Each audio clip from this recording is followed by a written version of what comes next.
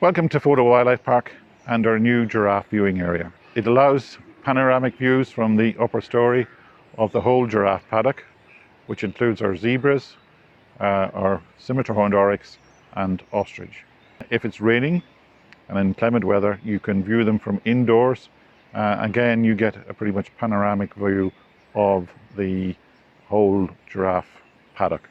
Within the paddock, we have a number of elements that make it very unusual. We have a haw-haw that keeps them in on one side and a stone barrier with an electric fence on the other side, which means that people can see the animals without any visible barriers. And that's what makes Fota special. They can meander through the area and have views on one side of giraffes and on the other side of our European bison herd. So it's very, very unusual.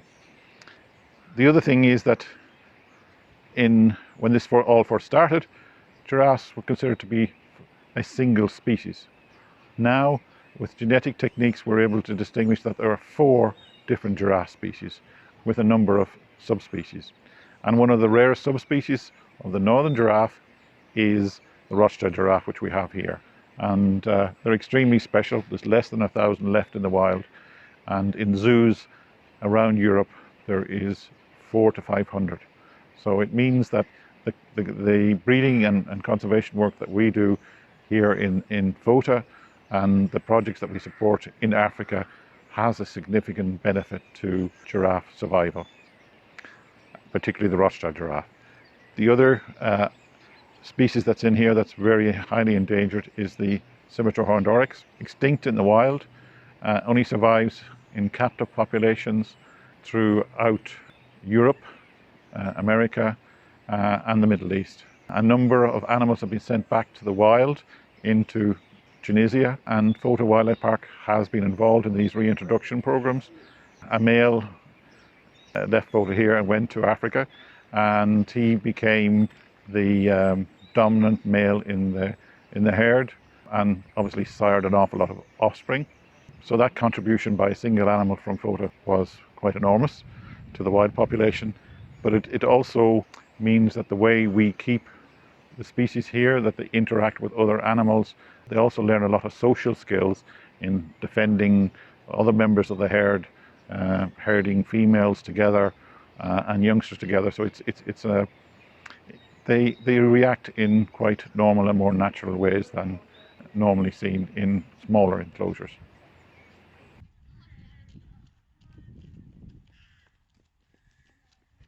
The Rothschild giraffe was first named and described by Lord Walter Rothschild, a passionate zoologist and member of the Rothschild family.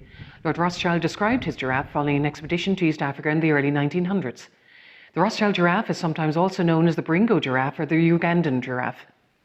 When first described by Lord Rothschild, the giraffe was seen free-ranging and abundant across Kenya, Uganda and Sudan. Now extinct in Sudan, there are only 13 populations of Rothschild giraffe remaining in Uganda and Kenya. This is a result of human population expansion, poaching and habitat loss. There are now fewer than 670 individuals remaining in the wild today.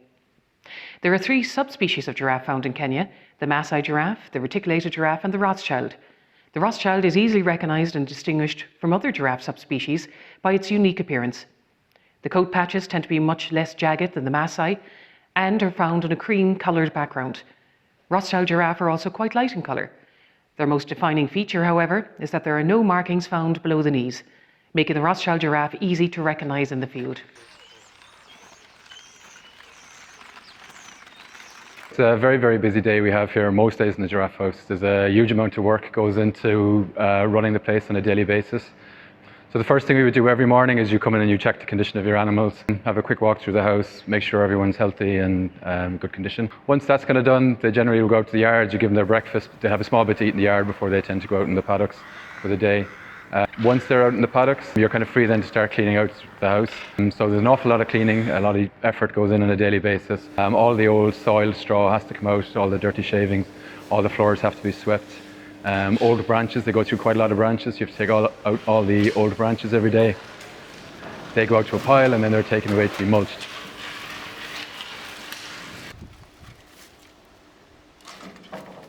Once you have all the cleaning done, which takes a couple of hours, usually 3 to 4 hours every day of cleaning, once that's done, we kind of start into getting their food prepped for the afternoon. And then once the afternoon's feed, you're prepping the food then for the evening when they come back in.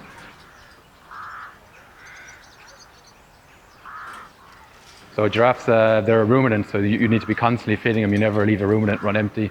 So the whole day is just constantly putting out more and more and more food for them.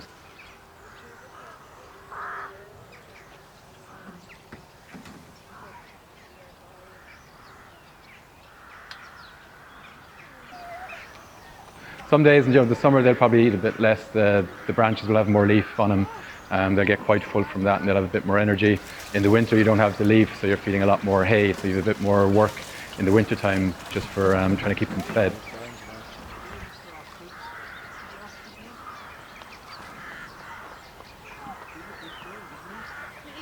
Once the afternoon feed is done, we'll get the branches all up through the house for the evening feed.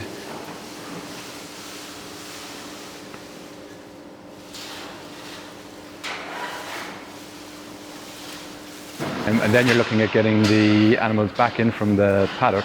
So you have to make sure all your yards are cleaned, make sure all your gates are in the right position, all that. We bring them across the road then 5 o'clock every evening. And then it's back to bed, and then basically it's rinse and repeat for the next day.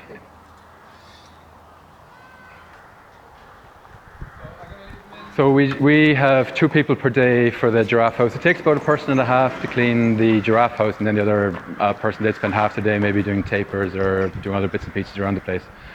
Winter time, we'll have the zebras and we'll have the ostrich in the house as well, so you'll have all the extra stalls to clean. So there's probably an extra 1.5 to 2 hours a day in cleaning the zebras and the ostrich, plus moving them in and out of the house then as well, you know.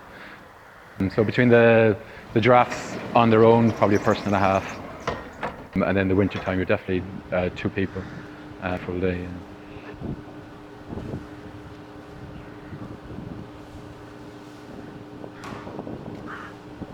So we're putting up the food for the giraffes today. So here we have which is the main part of their diet, this kind of haylage here is what we call lucerne. So basically for giraffes, which are ruminants, so just like cows and sheep in the field, they need constant nutrition and fibre throughout the day. So we give this in the form of lucerne haylage. So lucerne haylage is slightly different to grass haylage in the fact that there's more protein in it, slightly higher energy in the leaf, and also has a higher calcium level as well. The main reason why we give the lucerne as opposed to the grass haylage is basically because giraffes, even though they're ruminants, their system is slightly just a bit dissimilar to cows in that they need a higher protein content, and they get this through their lucerne. It's very important. So basically throughout the day they can nibble on as much as they want to get an ad lib, and it provides a nice source of energy for them throughout the day. Very important also is that it keeps them full, and basically it helps with keep their natural behaviours. Giraffes have a prehensile tongue, so in these special feeders we have here, we have gaps that are just wide enough for their tongues just to get through. So instead of them gulping all their food in one go, they can be picking at it throughout the day and also throughout the night. It's very important. Following on from our lucerne, another big part of the giraffe's diet is basically we give browse. So we're very fortunate here in Fota Wildlife Park that we have plantations of willow all around us, and it's very easy. So it's a lovely tree, and that literally chop it down today and it's 2 more back up tomorrow, so it's a very good regrowth.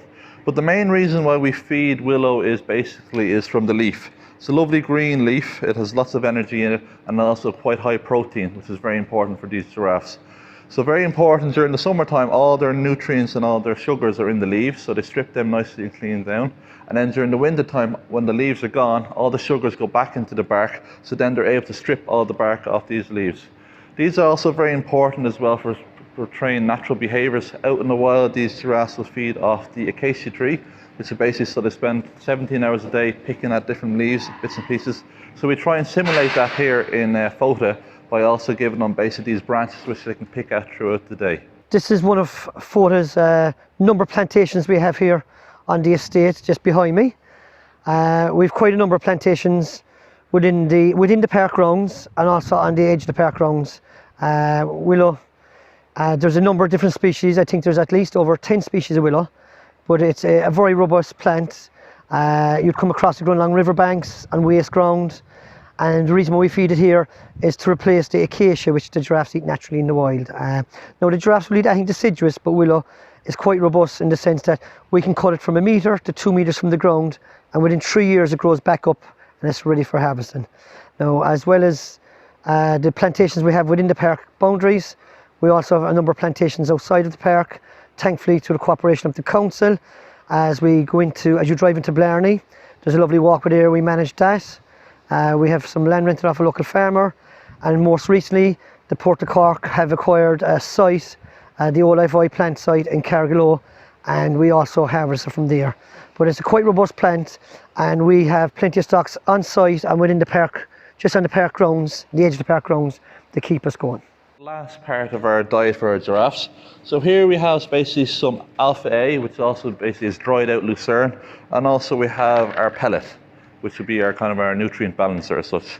So basically these two are very important, that literally during the winter months as well, when basically the leaves are gone off the browse we feed them, these nuts basically just act as a booster in terms of energy and keep the vitamins and minerals all on sync.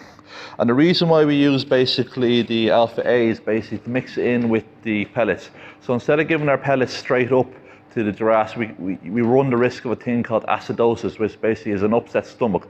So basically as a buffer feed, basically to increase the fibre, we mix in our nuts and our lucerne together, and basically this helps to basically slow down the digestion of the nutrients and also helps prolong the feeding and such. So instead of the giraffes diving in, getting all their energy straight away, this will slow them down and basically they'll be able to feed throughout the evening and also give the energy a slow release.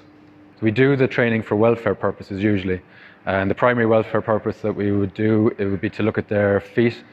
So that's what we're kind of mostly angling towards with the training at the moment. So we do training at the moment with Wally, which is our big bull giraffe. So with Wally's feet, Wally's getting on a bit, he's 18 years now.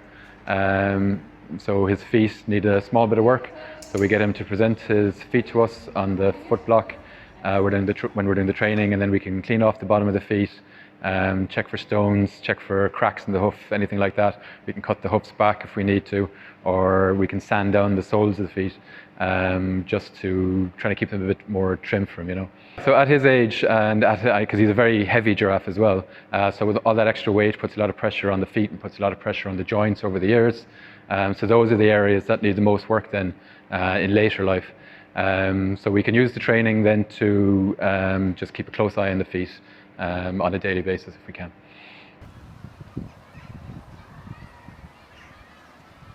Behind me we have our herd of 9 female giraffe.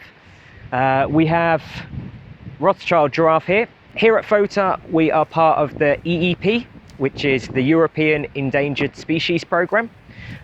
Basically what that means is it's a management plan for the breeding of, well, in this case it's giraffe, but there is EEP groups for many species. They tend to be more so for vulnerable species.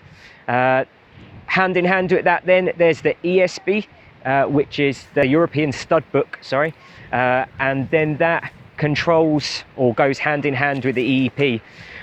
So it'd be lovely to breed all the giraffes, but obviously as they are classed as vulnerable, it has to be done in a managed control way. So there's a committee that meets, and then they meet every year, and they register all the births and all the deaths of the giraffes. They also manage all the movements, so they choose if a giraffe is born here, once it gets to the age then where it's deemed that it can be moved from its mother, it can then go off and become a breeding animal anywhere in Europe. So every recognised zoo within Europe or registered with EASA, which is the European Association of Zoos and Aquariums, that then has EEP programs, and then that in hand has stud book programs. So recently, as part of this, we've actually mixed our female sapphire, who is the whiter faced cow you can see back there. So the females are called cows and the males are called bulls. We've mixed her with Ferdy, so hopefully at the moment we're on the understanding that it was a successful mating. So hopefully we will get a calf from that. And again, like I say, it was recommended to breed these animals because genetically you go through who is not as represented as others. And again, like I say, it's done throughout Europe. I think there's 340 institutes within the organisation, and then we all pull together. So from this as well, as it's a managed breeding programme, we have to keep our males separate. So when you visit the park, you may often see that we have a couple of giraffe in the house, and we have more of the giraffe out in the paddock. So the bigger herd is the females, and then we tend to keep our males separate. So at the moment we have 3 males here at Fota. We keep 2 together, so we have 1 juvenile male with one of our adult males, and then our other adult male separate. They all get rotation or rotated throughout the paddocks and the different yards within the houses. This is basically because it's part of the managed breeding program. Male giraffes will mate female giraffes whether they're related or not. So as correct management procedure, we keep the males separate. So female giraffes cycle every 2 weeks. So from part of this, it is quite difficult to know exactly when females are coming in. There is obvious signs, and we do know them, but the boys know much sooner than we do. So you will see, like I say, the 9 females out. When we do want to breed the males, it's normally easier that we actually put them together in the yard space, and then once the mating has occurred, we will then put the female back with the group of females, and then the male will go back to his stall as well. So if you have a calf in the house, generally what you're going to do, you're going to have that cow and the calf in the house. So summertime you might have maybe a week or so before you start mixing them with the cows in the field. Wintertime, depending on the weather, might be a bit longer before you put the calf out, because if it's very cold or very wet, you're probably going to keep the calf in the house for longer. So generally what we try and do is time the breeding so that the cow will calf in the summertime, and it's better for the calf, and it takes a bit of pressure off us as well, because you don't really want the calf to be stuck indoors for the bones of 2 months if you get a really, really bad wet winter, you know. So yeah, what we do is we work out the gestation period. The gestation is 15 months for a giraffe, so you'll try and work it out to mix them with the males, so that they calf in the summer or early spring. Early spring is ideal then, you know. With fewer than 670 individuals remaining in the wild, the future is uncertain for the Rothschild giraffe. The Rothschild has already become extinct in Sudan, and numbers are dangerously low in both Kenya and Uganda. If we are to prevent this giraffe from becoming extinct, then we urgently need effective conservation strategies. Fota Wildlife Park remains committed to conserving this unique animal through ex situ conservation efforts.